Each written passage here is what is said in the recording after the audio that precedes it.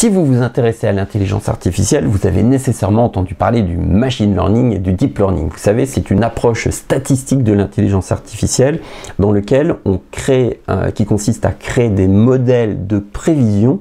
Donc du coup, à l'origine, c'est surtout utilisé par exemple pour élaborer des prévisions du temps, de la météo, du chiffre d'affaires que va réaliser une entreprise, de la probabilité qu'un internaute, compte tenu du fait qu'il s'est connecté à tel endroit sur le site, qu'il a passé un coup de téléphone au service client, pour calculer la probabilité en fait qu'il se désabonne par exemple à un service au service d'un opérateur par exemple télécom.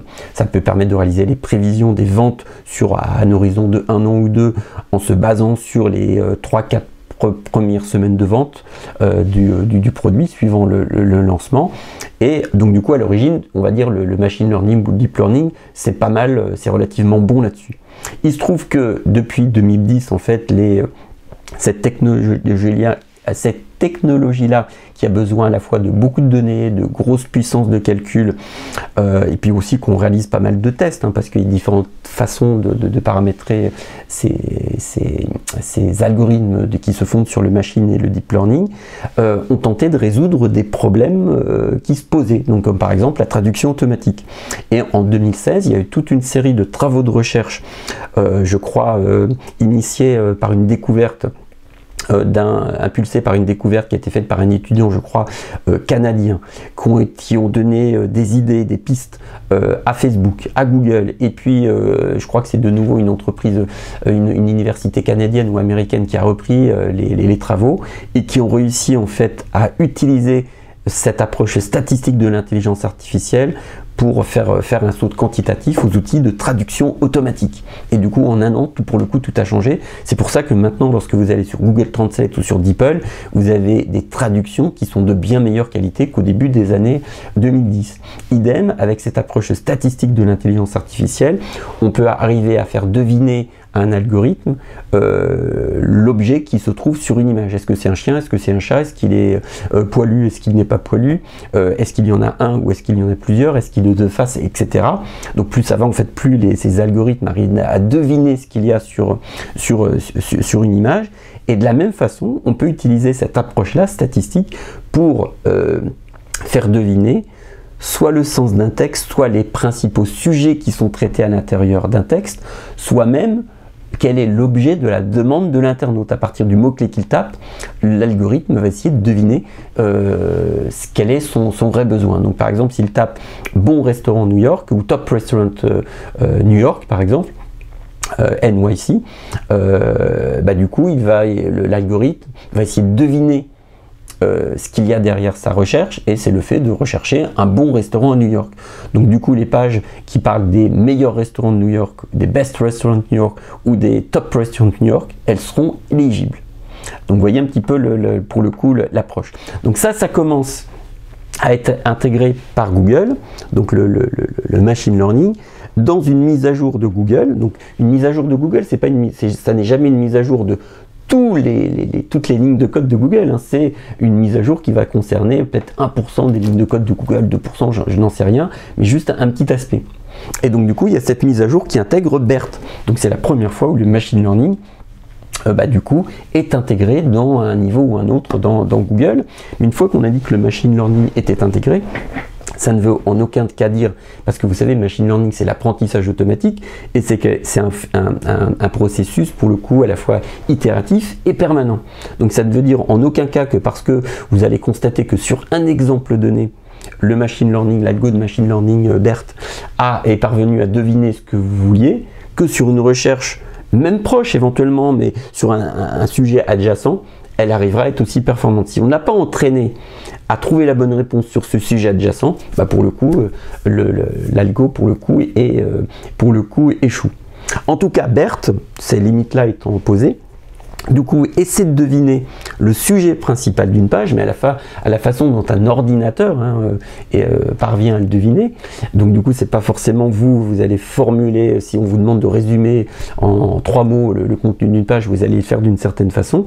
L'algo, il va être aidé par des humains, mais il calculera la probabilité que le sujet d'une page soit ceci, d'une façon très, pour le coup, mécanique. BERT est aussi utilisé pour analyser la qualité du réseau de liens pointant vers cette page. Donc du coup, BERT a permis en partie d'écarter les sites qui récupéraient des liens totalement illégitimes qui pointaient vers lui. Alors ceci étant, on fait encore beaucoup de liens qui ne sont pas super légitimes, il faut mieux les habiller pour le coup maintenant. Et c'est le début aussi de la détection des sous-thématiques des pages BERT, mais avec plusieurs mises à jour, enfin plusieurs mises à jour plus loin. Donc à partir de 2021, BERT essaye non seulement de détecter de plus en plus souvent sur un plus grand nombre de requêtes le sujet principal d'une page, mais il essaie même dans certains domaines d'essayer de détecter les sous-thématiques des pages. Vous savez, souvent on a des pages maintenant qui sont des dossiers qui font 1000 mots, 2000 mots, 3000 mots, 4000 mots, donc l'équivalent de 8 pages à 4 pour 4000 mots, et forcément il y a plusieurs, c'est pas un sujet qui est traité sur la page, il y a plein de sous-sujets à l'intérieur. Donc il essaye de détecter les sous-thématiques, donc ça c'est assez récent, ça remonte à 2001. On va dire plus ou moins parallèlement à ça, on a une montée en puissance aussi du balisage schema.org. Vous savez, schema.org, c'est quoi? C'est le fait que maintenant, alors ça fait un certain nombre d'années, vous avez le droit de dire qu'un article, et c'est un article, ou plutôt une page de texte, ça va être une recette de cuisine, ou une fiche critique d'un film, ou alors une page qui présente une formation. Et vous pouvez signaler que la date, le 16 janvier, c'est la date de formation, c'est la date à laquelle aura lieu la formation, et pas la date à laquelle l'article a été publié. La page a été mise en ligne parce que Google, par défaut, ne sait pas le faire. Donc vous pouvez détailler de façon de plus en plus précise les types de contenu qu'il y a à l'intérieur d'une page. Vous pouvez aussi, par exemple, grâce à ce balisage, signaler que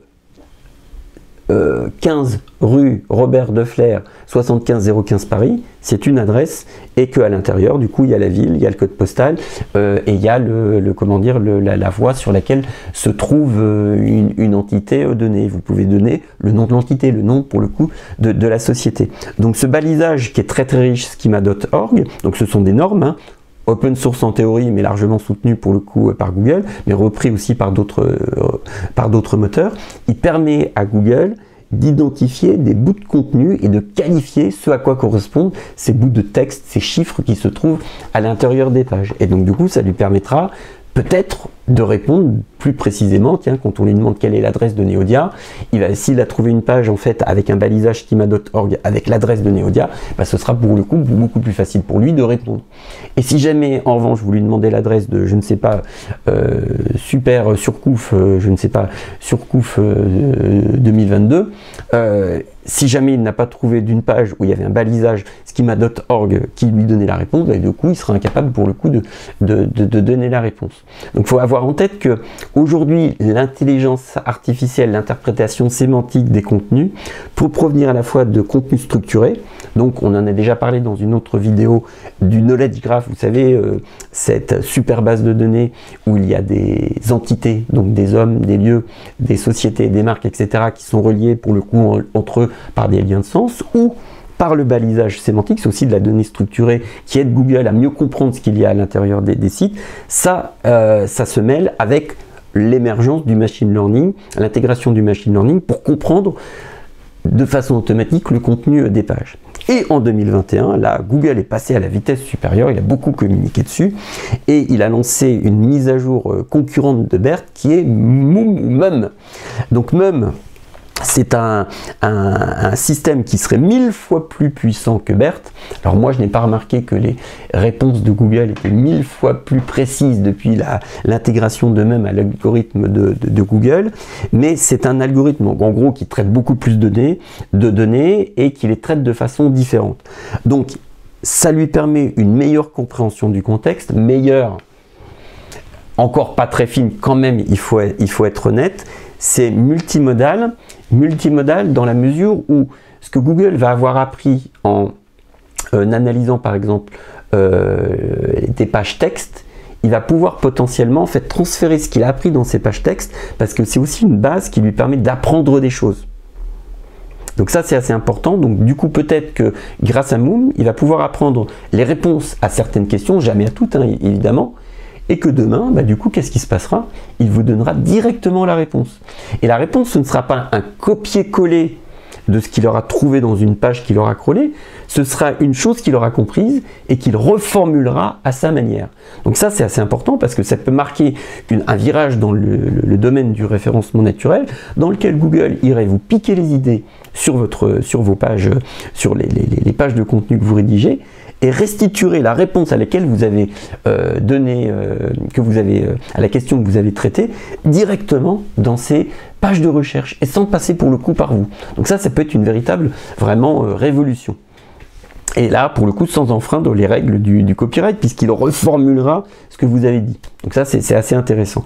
Et multimodal, ça veut dire aussi que les réponses qu'il aura trouvées dans une base texte, il pourra peut-être les restituer, par exemple, en vocal, dans le cadre d'une recherche vocale. Les réponses qu'il aura trouvées en analysant le contenu d'une vidéo, il pourra les restituer dans le cadre d'une recherche texte réalisée avec des mots-clés. Donc ça, c'est assez intéressant. Et en plus, donc du coup, on voit qu'il y a du transfert de connaissances et plus juste de l'interprétation, une tentative de calculer la pertinence du contenu d'une page par rapport à un mot-clé. Là, c'est vraiment de l'acquisition de connaissances dans Moom. Et en plus il y a du transfert d'une langue à l'autre, c'est-à-dire que ce qu'il va avoir appris en anglais par exemple, il sera susceptible de le traduire et de le restituer lors d'une recherche en français. Donc là on est en train de passer à une étape supérieure. Alors ça, c'est le principe. De là à ce que Google en fait comprenne tout, soit capable de répondre à toutes les questions et soit omniscient, pour le coup il va se passer pour le coup encore du temps.